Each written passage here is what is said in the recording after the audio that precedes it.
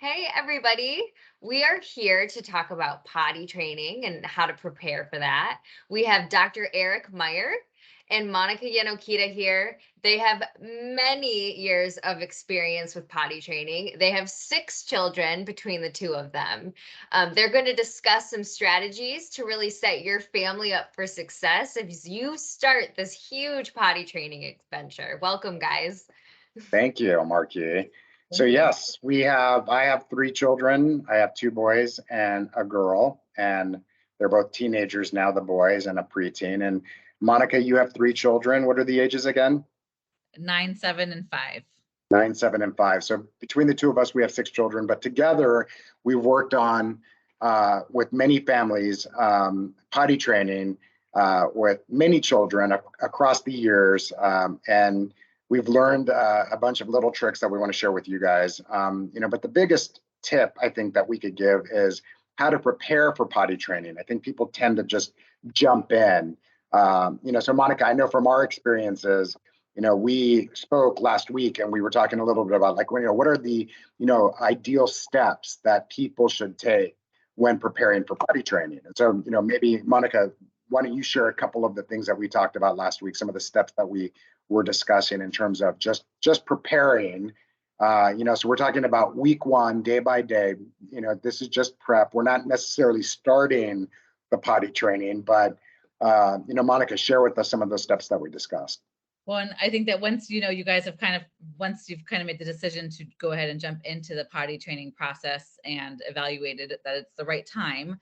One of the biggest things is just having all of the tools and that you can with you before you start, which includes preparing the environment, making sure the bathroom is a reinforcing place for your kiddo, that they want to go in there. Some of the things that we like to do is making sure that there is the toys and movie or iPad or things like that in there that's specific just for the bathroom that they can't really access any other places. So that's one of the big things is preparing the environment, excuse me. Yeah, and so I think part of what you were saying is like the right time, which as a parent right away I would ask well, when is the right time? And making the potty experience a successful experience. So you want to make sure that the bathroom itself is a reinforcing environment. So how do we do that, right? So those are the 2 questions I would be asking if I were sitting in the audience listening to our discussion about preparing for potty training. So in terms of how do we determine if our child is ready for potty training, I would say a couple of the things that I can think of is that they're able to follow simple instructions. I've had conversations with other professionals and other parents, and a lot of people say I'd really like to start potty training when my son or daughter can communicate with me, whether it's a vocal mode of communication or sign language or whatnot. And I don't know if that's necessary. I mean, from my experience, I've worked with a lot of young children where they're not necessarily making requests. They're not, using language, to communicate their wants and needs necessarily, other than, they cry if they want something or they point to something. But if they can follow very simple instructions, they're somewhat compliant. If you ask them to do something, they'll somewhat comply. I would say that those are some of the foundation steps necessary for a successful potty training experience. And I don't know, Monica, if you want to add to that as well.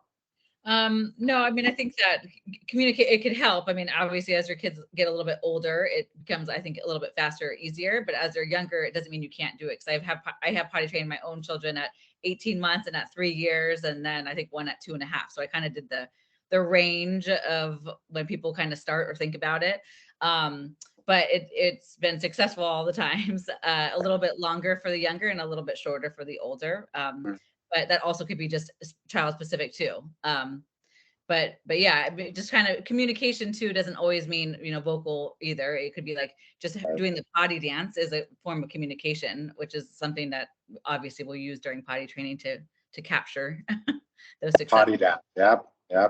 Yeah. So yeah, thank you, Monica. So week 1, what we're recommending if you're looking at, and we broke this down into a 3-week process, and we want to make it simple, and we want to make sure that there's opportunities for success all the way throughout. So we talked a little bit about the first day. You want to make sure that you're able to identify some of the highly preferred toys, some of the highly preferred videos, some of the highly preferred games that your child likes to play with you. Because what we're going to do is we're going to take some of these toys and we're going to put them away. We're going to hide them, and we're not going to use them outside of being in the bathroom. So I'm not saying take all their toys away, just take some of the highly preferred items and put them away. And the only time we have access to them is when we're in the bathroom. Of course, once we do that, throughout the first week and the next couple of weeks, we want to make sure we also limit access to these items. And then over the following days, we talk about week 1, day 2. We want to go in there 3 to 5 times per day, have them play with their toys only in the bathroom. Make sure, again, they only have access to these toys in the bathroom. If you can, if you have videos, have them watch videos. Do you have them sit on the toilet? If they're interested in sitting on the toilet, great. If they don't want to, don't make a big deal about it. But again, you're going to be in a small confined space. So you're going to want to make sure that, even before you start that, everything is nice and clean. It's going to be a playroom. You spend 5 to 15 minutes, 3 to 5 times a day, day 1. You continue to do this for the following days. Monica, please add on. So what are we doing after that? I wanted just a quick note about that, making sure it's a comfortable environment, kind of like how you said, just making sure maybe you have soft towels to sit on or cushions or things like that, because it does get hard to sit on that hardwood or tile after a while. And Talking from experience, yeah. Yeah, and having music, just playing and just making it just, nice and great for the kids. It's great. But so yeah, week 1, once you've identified the items, start going in there, maybe 3 to 5 times per day, going in there to let the child play. And like Dr. Meyer said, you can have them sit on the potty if they're interested, but that's not the main focus of this first week. You can encourage them, but you don't have to, make them sit on the potty. And then towards the end of that week. So, we broke it down into 7 days. Yeah. And we're going to share these steps with you later on within this video. But, towards the end of the week, it's probably a good idea to try to get them to sit on the toilet, even if it's for, 5-10 seconds. If they have their clothes on, great. I would recommend that you have a pull-up during this time, even though we're doing the prep. Just have them wear a pull-up in the bathroom. So if you see them starting to do the potty dance, or you see them where they're starting to urinate, you can put them on the toilet right away, and then you would have a success even before we start the official potty training, which you would make a huge big deal about. But we don't want to have any pants. Maybe just to pull up. I wouldn't even recommend a diaper at this stage. I think that we should recommend that once you're going into the bathroom, it's no diapers, no pants, just the pull-ups, so that we can see whether or not there's an accident happening, and then we can address it right then and there during the prep stage. But I would say by the 5th day, you're spending more time on the toilet, and maybe 2 to 3 minutes at a time. And if there's nothing happens, it's not a big deal. That's a great question, is how much time, when they're going in 3 to 5 times a day, how much time are you spending in there doing fun things? Yeah, you keep it short. It could be, 5 to 10 minutes. If they want to stay in longer, great. I wouldn't try to push keeping them there for long periods of time if they don't want to be in the bathroom, because then you make it this aversive environment that they're going to try to stay away from. Ultimately, the goal is, if we go in there, you have access to these little videos, you have access to the toys, you have access to books, mom, dad, will read to you. We have toys in there, we're going to play. And then if we leave, we have to leave everything in the bathroom. And I will say that the unconditional access to mom and dad or a preferred person is also, really important during that time. So if you can, try to have that time where maybe the other siblings are either napping or not home, because I think that is really important and super reinforcing. And if you see that your kid always is trying to exit the bathroom, that might be a sign that you need to bring more stuff in.